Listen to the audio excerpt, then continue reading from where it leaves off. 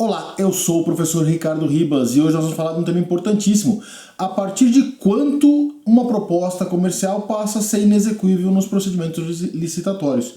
Tem um percentual mínimo para isso? Eu posso criar mais do que um percentual? Será que agora eu posso avaliar no preço global também o preço unitário dentro de uma planilha de preços? Todas essas questões a gente vai resolver hoje nesse vídeo. Antes da gente começar, você já sabe, se inscreve no meu canal, ativa o sininho, compartilha esse vídeo, salva para assistir mais tarde, porque aqui eu tenho conteúdo relevante, direto e objetivo para você. Você já deve ter visto alguns editais com esses dispositivos, dá uma olhada comigo.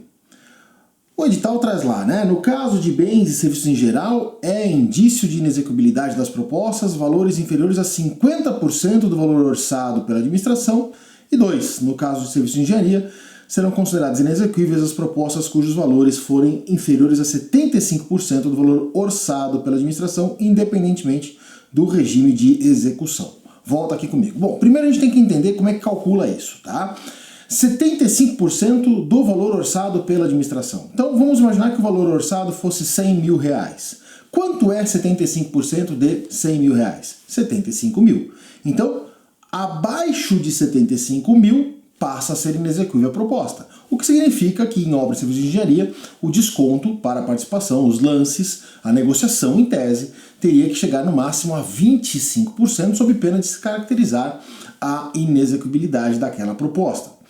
O percentual de 50%, ele surge lá da orientação da Instrução Normativa da SEGES número 73. Não vem da nova lei de licitações, há inclusive críticas sobre isso, e é importante dizer o seguinte: os municípios não estão obrigados a seguir esse percentual de 50% quando os recursos forem próprios, quando a licitação for com recursos do próprio município. Esse percentual de 50% surgiu de uma regulamentação para a administração federal e não para os estados e para os municípios, que podem ou não regulamentar um percentual de inexecuibilidade para fornecimentos e outros serviços, né, ou podem até criar os seus próprios percentuais, não há problema nenhum. O importante é, em todo e qualquer caso, federal, estadual ou municipal e distrital, os 75% vale para obras e serviços de engenharia. Ok? Então essa é uma primeira dúvida que a gente já esclarece. Você não precisa seguir os 50% se você for licitar com recursos próprios e for município. Os 50% é só para a União Federal. Mas o que diz a lei de licitações sobre essa questão da inexecuibilidade? Vamos ver o que diz a lei. Bom, ela fala lá no artigo 59 que serão desclassificadas as propostas que apresentarem preços inexequíveis ou permanecerem acima do orçamento estimado para a contratação e não tiverem sua execuibilidade demonstrada. Esse demonstrado é muito importante. Já vou explicar o porquê. Quando exigido pela administração. E vem lá o parágrafo 4º diz: no caso de obras e serviços de engenharia, serão consideradas inexequíveis as propostas cujos valores forem inferiores a 75% do valor orçado pela administração. O problema é que o TCU, em 2023, no Acordo 2198, ele deu uma decisão, né, dizendo que se eu combinasse o conceito de inexecuibilidade do parágrafo 4º com o inciso 3º, obrigatoriamente eu teria que ter a desclassificação. Vamos ver lá, né? Apresentarem preços inexequíveis. E aí vem o parágrafo 4º e diz: olha, para obras e serviços de engenharia são considerados inexequíveis 75%. Volta aqui comigo. E isso rompeu com uma didática que existia desde a lei anterior, que era que a declaração da inexequibilidade, o percentual previsto na legislação, porque a 866 também tinha uma regra parecida com essa, só que com base em outros critérios de cálculo, aquele percentual seria, né,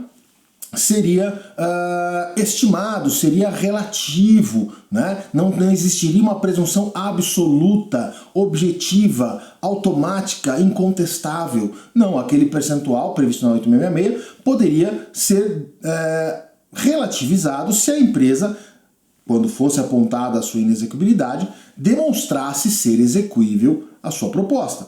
E aí, quando veio o artigo 59 com o inciso 3º e com o parágrafo 4º, a primeira decisão do TCU foi: opa, não, aqui não mais, agora não dá para fazer mais isso. Só que isso recentemente mudou. Nós tivemos uma segunda decisão importante que acabou de sair no boletim do TCU e que eu trago aqui para vocês. Veja comigo. Bom, o Acordo 803 de 2024 do plenário, né, diz lá, né, que olha, licitação, proposta, preço, inexecuibilidade, presunção relativa, diligência. O critério definido no artigo 59, parágrafo 4º da nova lei de licitações, conduz a uma presunção relativa de inexecuibilidade de preços, sendo possível que a administração conceda à licitante a oportunidade de demonstrar a execuibilidade de sua proposta nos termos do artigo 59, parágrafo 2º. Isso retorna ao entendimento anterior, lá da súmula 262 do TCU, volta aqui comigo. E isso é importante por quê?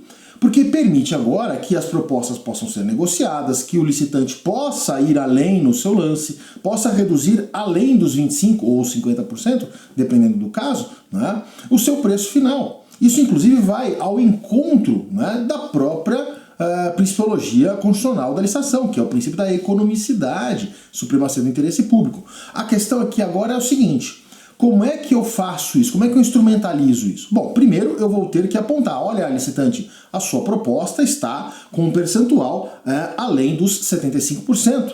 Então ela possui, né, uma possível identificação de inexequibilidade. Você reafirma essa proposta como exequível ou não? Se você não reafirmar, eu vou te desclassificar por inexequibilidade. Se você reafirmar, eu vou abrir um prazo, via diligência, portanto, eu vou abrir um prazo para que você apresente a comprovação da exequibilidade. Nota importante, não basta você reafirmar a proposta licitante, você tem que provar a execuibilidade. Então será necessário que você apresente uma planilha de preços, comprovando que os itens que compõem aquele preço global são exequíveis. Dá para fechar por aquele valor. Se você comprovar, a administração pode te classificar como vencedor tranquilamente, sem problema nenhum. Se você não apresentar a planilha ou ela não for sustentável, né, você não comprovou ali matematicamente que o preço cabe na execução, ou seja, que a execução na verdade cabe naquele preço, né, sua proposta será desclassificada. E aí vem uma questão, tá, Ricardo, mas e se eu quiser diminuir preços de alguns itens do meu preço global, né, de algumas alíneas do meu preço global, para deixar outros com o preço um pouco mais de mercado ou sem alteração? Eu posso fazer essa alteração dos meus custos unitários? Bom, quem vai te responder isso é o parágrafo 3º do artigo 59, porque ele diz o seguinte, ó: no caso de obras de serviço de engenharia e arquitetura, para efeito de avaliação da execuibilidade e de sobrepreço, serão considerados o preço global, os quantitativos e os preços unitários tidos como relevantes, observado o critério de aceitabilidade de preço unitário e global a ser fixado no edital, conforme as especificações do mercado correspondente. Volta aqui comigo. Então, o que está dizendo a nova lei? Vamos traduzir. Ela está dizendo o seguinte, olha, se o julgamento for por preço global, eu também vou poder analisar os preços unitários que forem relevantes. E quais são os preços unitários que são relevantes? Você já não ouviu falar de parcela relevante? Pois é, lá no ETP, o ETP definiu que era parcela relevante para poder exigir atestado de capacidade técnica. Eu vou aplicar o mesmo raciocínio, então eu vou buscar quais são as parcelas relevantes para verificar quais itens se encaixam dentro das parcelas relevantes, e esses seriam então os itens relevantes. E esses então terão que ter a sua execuibilidade também comprovada no preço do item, não só no preço global. Então fique esperto, licitante, porque eventualmente você vai ter que provar a execuibilidade do preço global e dos preços unitários que compõem o preço global no que se refere às parcelas relevantes, aos itens relevantes. Isso é muito, muito, muito importante. Ok? Detalhe, se você quiser, existe precedente do STJ trazendo também a relatividade dessa presunção de inexequibilidade de proposta. Então o próprio judiciário, eu depois vou deixar aqui no comentário desses vídeos, o próprio judiciário já disse também que o preço inexequível, ele deve permitir, a consideração do preço inexequível deve permitir diligência, deve realizar diligência para verificar se é possível executar por aquele preço ou não. Ok? Então, se você for desclassificado automaticamente, já sabe, cabe recurso, cabe até ação judicial. Eu sou o professor Ricardo Ribas. Se você gostou desse vídeo, eu vou pedir para você compartilhar com seus colegas, curtir o vídeo, salvar o vídeo e começar a me seguir no canal do YouTube. Eu te desejo boas estações e a gente se vê no próximo vídeo. Tchau!